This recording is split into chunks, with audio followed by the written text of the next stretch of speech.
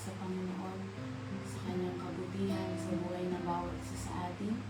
Tuloy po tayo sa pag-aaral ng salita ng Panginoon sa umagang ito. Bago po tayo tumungo sa kanyang mga salita, tayo po na umawit ng isang papuri sa Diyos ang pag-asa.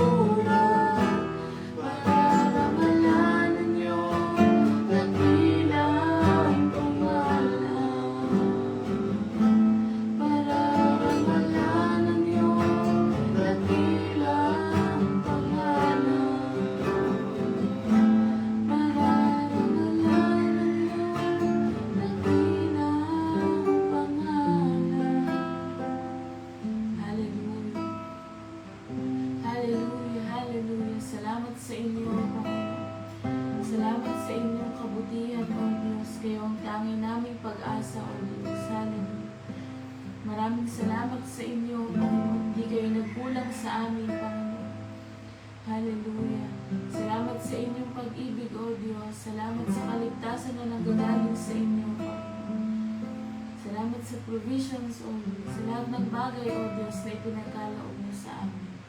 Maraming salamat sa inyo, Panginoon. Sa umagang ito, O Diyos, hinihiling namin ang inyong pagsama, Panginoon, sa pag-aaral namin ng inyong salita, Panginoon. Ito po ang patuloy na mamuna sa amin, O Diyos. Hallelujah. Maraming salamat sa inyo, Panginoon. Kayo po ang lumabay, Panginoon, at tanging kalooban mo lamang, O Diyos, ang mangyari at nasa. Maraming salamat sa inyo, Panginoon. Tinataas namin sa inyo ang pag-aaral na ito, O Diyos. Kayo po ang mapapurihan, Panginoon. Kayo po ang madakila. Kayo po ang sambahin, O Diyos. Salamat sa inyo, Panginoon. Nabalik po namin sa inyo pinakamataas na papuri at pagsamba sa pangalan ni Jesus. Amen. Maraming salamat po sa Panginoon. Huwag mo po kami na anak na mag-ayag ng kanyang mga salita po sa Israel. Martin.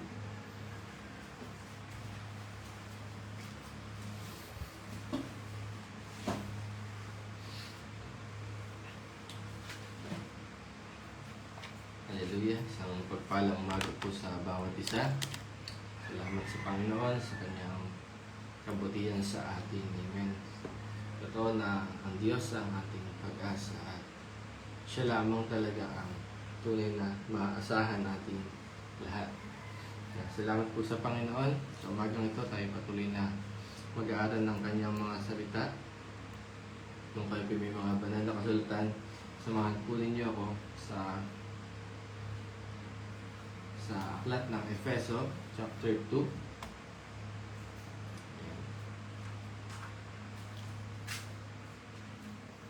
Aklat po ng Efeso, chapter 2.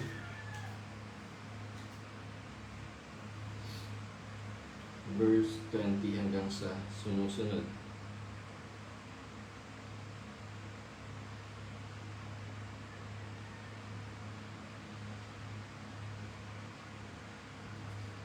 Sabi po dito, chapter 2, verse 20. Sabi po dito, tulad ng isang gusali, kayo itinayo sa pundasyong inilagay ng mga apostol at mga propeta na ang batong panulukan ay si Kristo Jesus.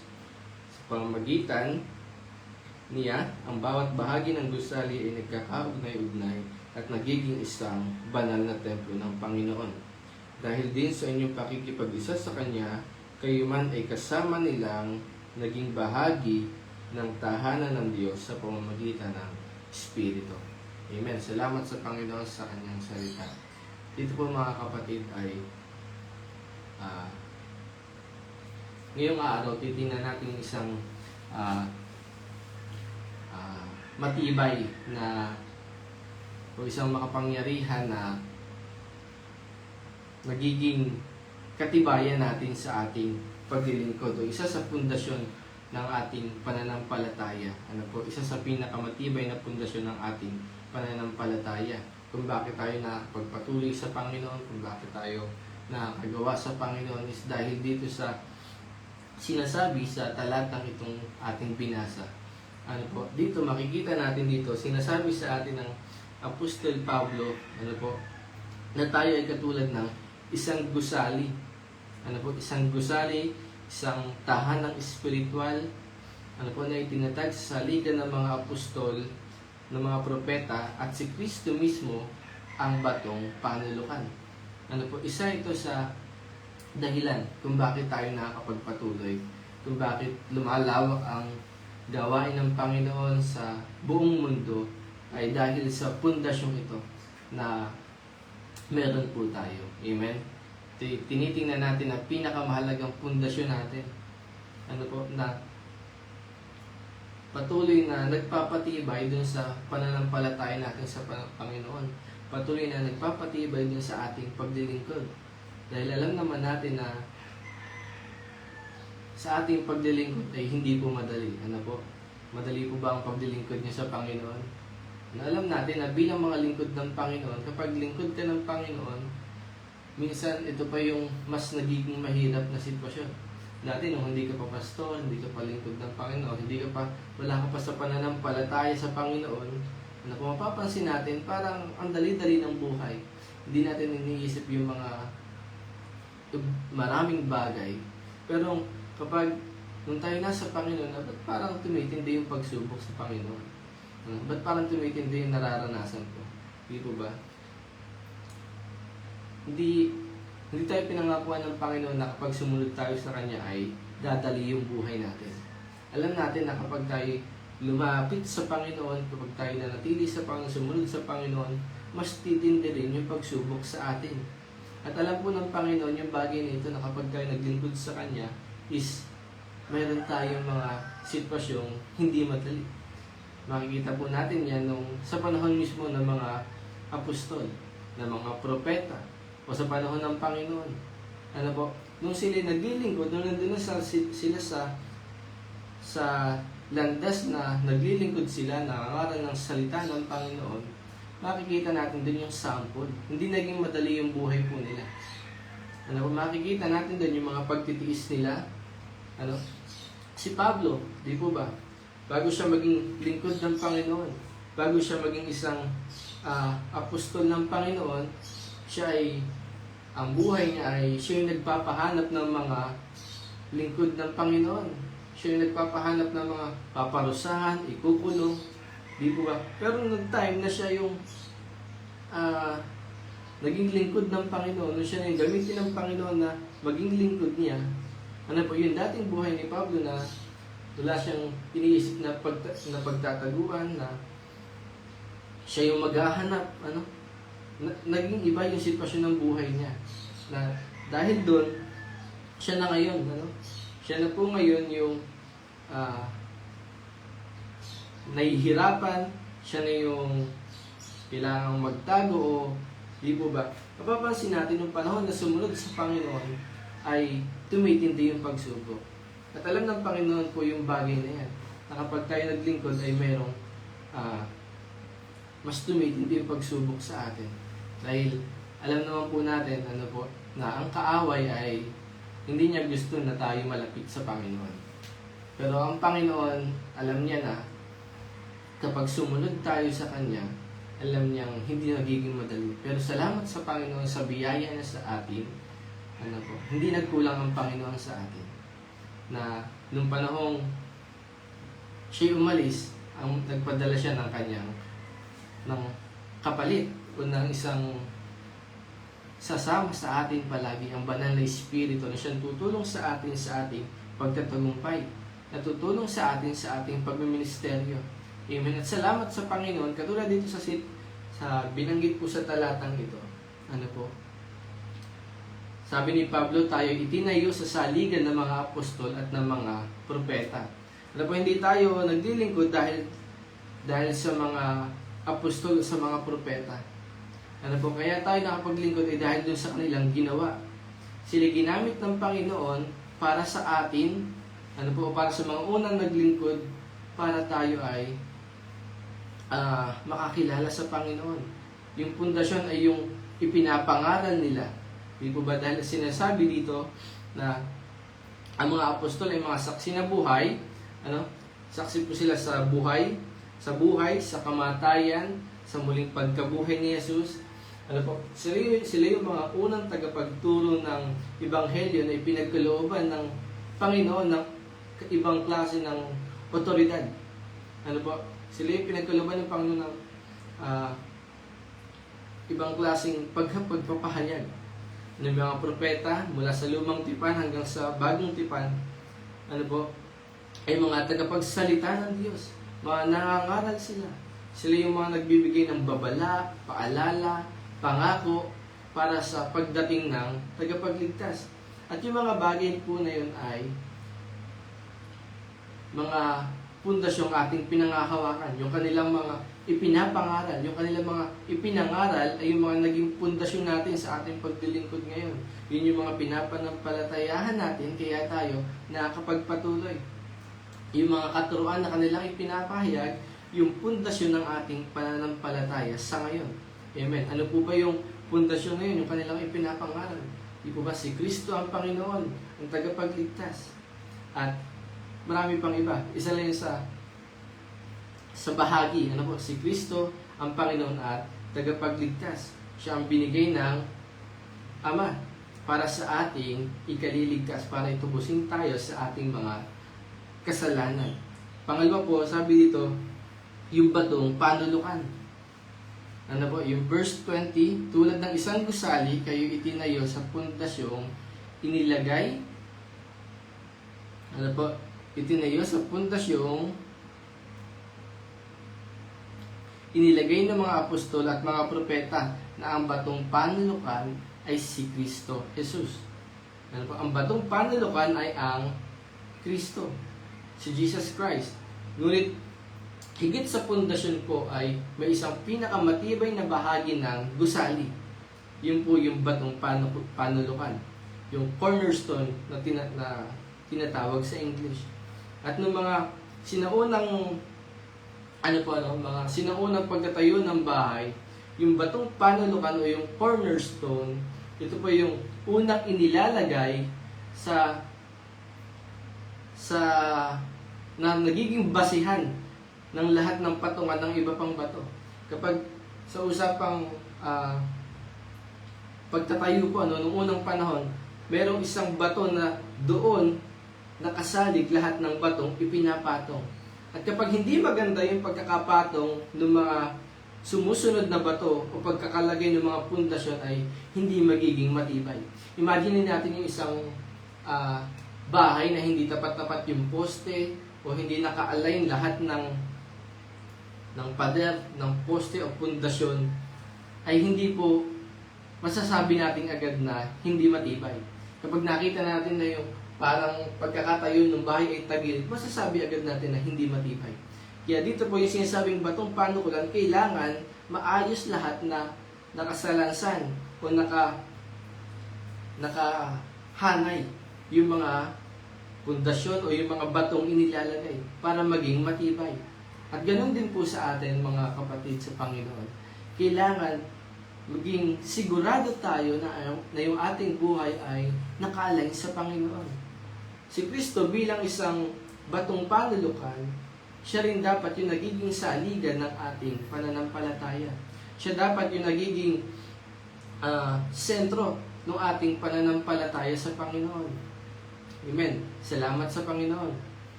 Si Kristo Jesus ang batong panulukan ng iglesia, ng sambahayan ng Panginoon.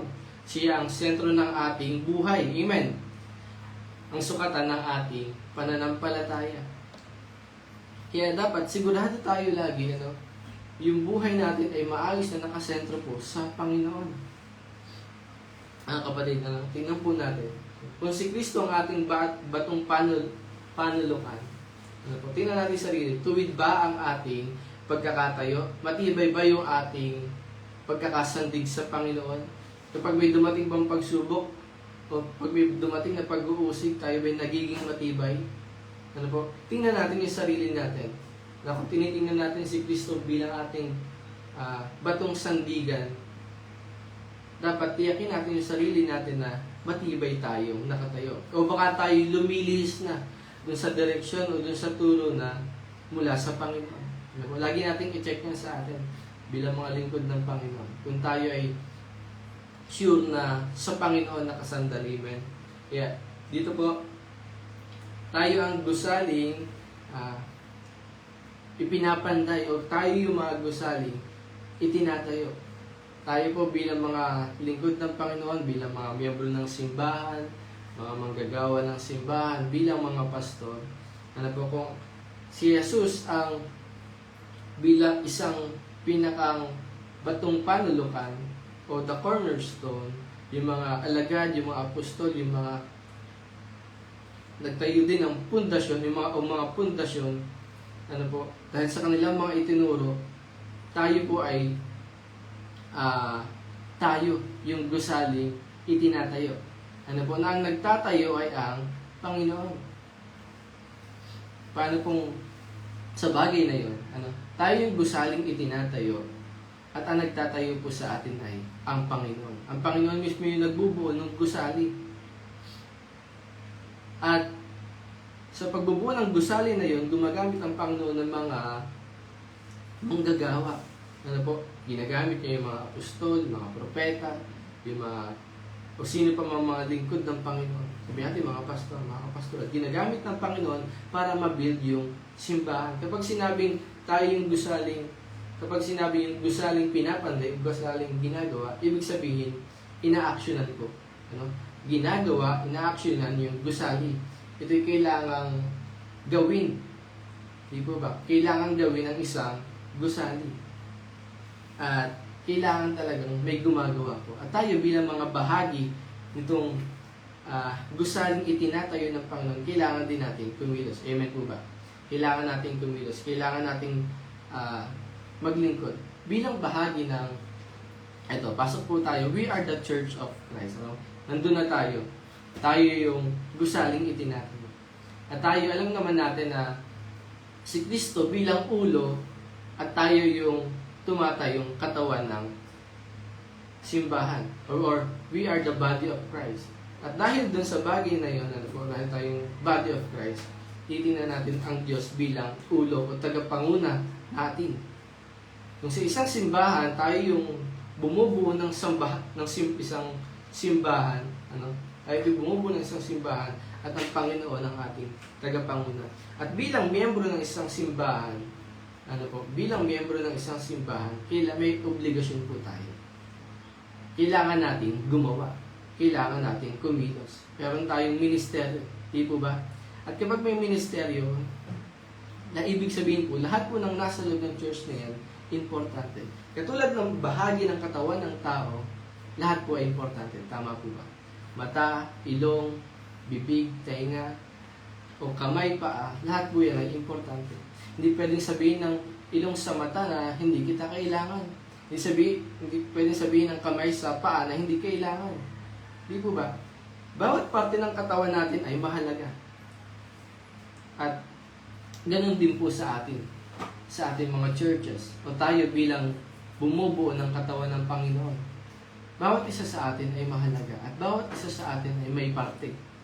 Bawat isa sa atin ay may ministeryo. Bawat isa sa atin ay may responsibilidad bilang parte ng katawan ng Panginoon or as the body of Christ. Meron po tayong responsibilidad. Kailangan po nating maglingkod. Ang Diyos bilang mabuting Ama sa atin, kailangan natin suklian yung bagay na yun ng ng magandang bagay, ng paglilingkod sa Kanya, ng pasasalamat sa Kanya. Kailangan suklian natin ng magandang bagay ang Panginoon. Amen. Kaya salamat sa Panginoon po. Dito po sa mga sumusunod na talata sa Efeso chapter 2 verse 21 to 22. Sinabi ni Pablo na sa kanya'y ang buong gusali na nakalapat na mabuti ay lumalago upang maging isang banal na templo sa Panginoon. Sa kanya rin naman kayo itinayo na magkakasama upang maging tahanan ng Diyos sa pamamagitan ng Espiritu. Amen. At salamat sa Panginoon. Kanina binanggit natin, we are the body of Christ. Tayong lahat, mga miyembro tayong lahat dito sa lupa, na lingkod ng Panginoon, tayo yung bumubuo ng church, o tayo bumubuo ng katawan ni Kristo. At isang bagay pa po, hindi lamang tayo basta bumubuo bilang isang katawan ni Kristo. Tayo po, ang bawat isa sa atin, ang mga buhay na bato, the living stone, tayo ay pinagdurugtong-dugtong ng Diyos upang maging templo. Sabi si Pedro ay may sinabi sa aklat ng sa Peter na sa English po yun ay we are the living stone. At tayo pinagdurugtong-dugtong ng Diyos upang maging templo, isang tahanan na kanyang kinalulugdan.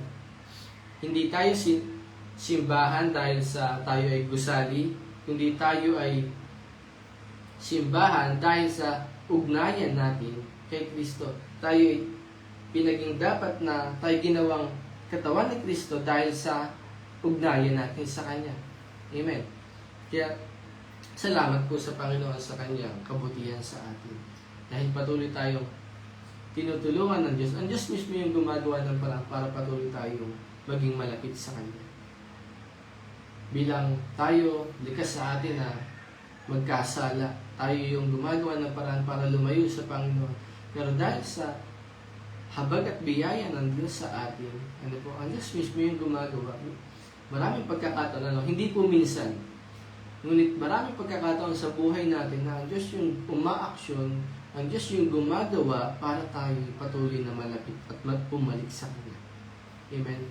Dahil mahalaga tayo sa Panginoon bilang parte ng Iglesia ng Diyos. Dahil mahalaga tayo sa Kanya. Ayaw niya pong may nababawas doon sa parte. Di po ba? Sa inyo, sa atin. Ayaw natin may nababawas sa parte ng katawan natin. Mahirap kapag may nababawas. Amen? Yung pilay lang, mahirap na. Di po ba? At ganoon din po sa Panginoon. Hindi po na gusto ng Panginoon na may nababawas dun sa Kanyang katawan. Nais ng Panginoon na nagkakaisa. Ayaw ng Panginoon ng division o pagkakaaway-away sa Kanyang katawan o sa Kanyang simbahan. Ang nais niya lagi ay pagkakaisa. Kaya mga kapatid, tingnan natin yung mga sarili natin. Baka naman mamaya meron tayong hindi pinapansin sa mga miyembro sa church. Baka naman meron tayong ayaw kausapin. Baka naman meron tayong ayaw malapitan, makamayan. Di po ba? Tayo bilang mga lingkod ng Panginoon at bilang mga parte ng katawan ni Kristo, nais ng Diyos na nagkakaisa. Ayaw niya na may alitan. Sa kanyang mga anak. Nais ng Diyos na tayo laging nagkakaisa.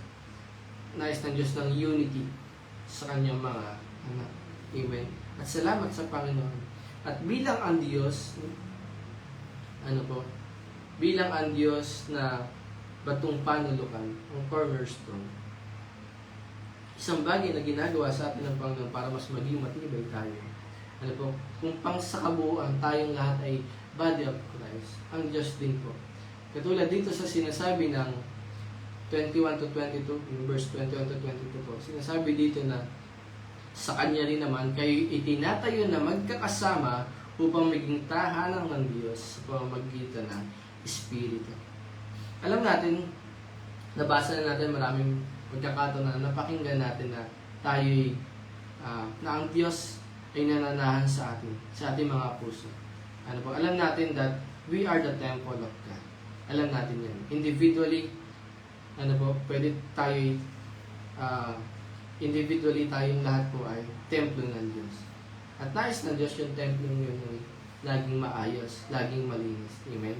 Pansin nyo nung panahon sa New Testament, nung yung harap ng simbahan o harap ng templo ay magulo, maraming nagtitinda, may mga kung ano-anong sugal o kung ano-anong hindi maganda. Hindi po nagustuhan ng Panginoon. At yun din po sa atin. Nais ng Panginoon sa sarili natin, sa buhay natin, bilang tayo ng mga templo ng Panginoon. Yung sarili natin ay templo ng Panginoon. Nais ng Panginoon, lagi tayong malinis. Lagi tayong maayos. Amen?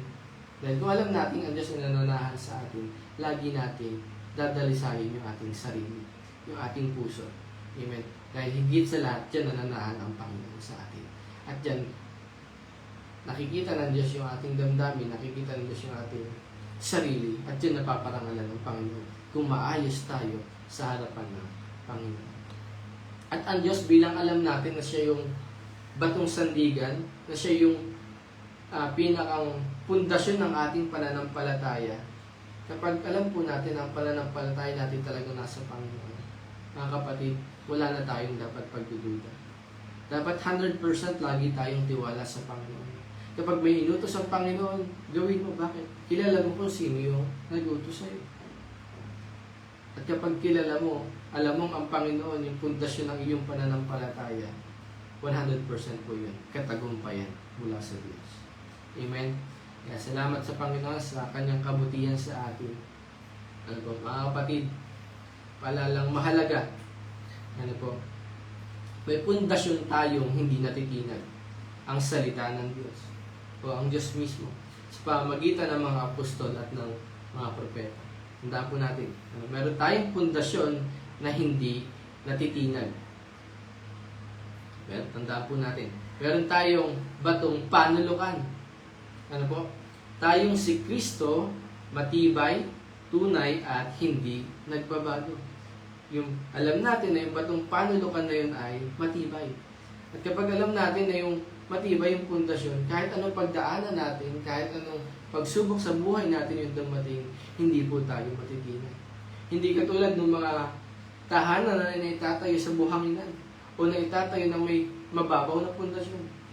Kapag nagkaroon ng sakuna, nasisira agad. At kapag tayo ay malalim yung pundasyon sa Panginoon, ano po? Malalim yung ating pundasyon. Sa Panginoon tayo nakasali, tiyak. Tiyak ang katagumpayan po sa buhay natin. Na kahit anong sakuna, pagsubok yung dumating sa buhay natin, tayo mananatiling nakatayo dahil sa biyaya ng Panginoon. Amen? Salamat po sa Kanya. At tayo ay bahagi ng isang buhay na gusali, ano po, na tinatahanan ng Espiritu ng Diyos. Amen po? Ulitin ko po. Tayo isang bahagi. Tayo ay bahagi ng isang buhay na gusali na tinatahanan ng Espiritu ng Diyos. We are the temple of God. Kaya ang Diyos, ang Espiritu ng Diyos, inananahan po sa ating lahat. Amen? Kaya salamat sa Panginoon. Tuloy tayong tulungan ng Diyos sa buong maghapong ito. Ano pa pang hawakan natin kung meron tayong mga pinagdaraanan, kung may mga pagsubok tayo. Tiyak po ang pangako ng Diyos sa atin. Tiyak ang salita ng Diyos para sa atin. Kapag ang salita ng Diyos yung napakinggan natin o nabasa natin, panghawakan po natin. Laging totoo. 100% katagumpayan po mula sa Panginoon ang ating mararanasan. Amen? Kaya salamat po sa Kanyang kabutihan. Salamat sa Kanyang katapatan sa ating. Ulitin ko po yung 3 puntos para tayo magwakas. Ano po? May pundasyon tayong hindi matitinag. Ano po? Yan po ay ang salita ng Panginoon na ipinahayag sa atin sa pamamagitan ng mga apostol at ng mga propeta. Ano po? Pangalawa, meron tayong batong panulukan. Ano po? Na si Kristo. Matibay, tunay, at hindi nagbabago. Amen. Alam natin yan. Hindi nagbabago. Matibay at tunay. Diba? Ang Diyos natin ay tunay, tapat, kailan pa man.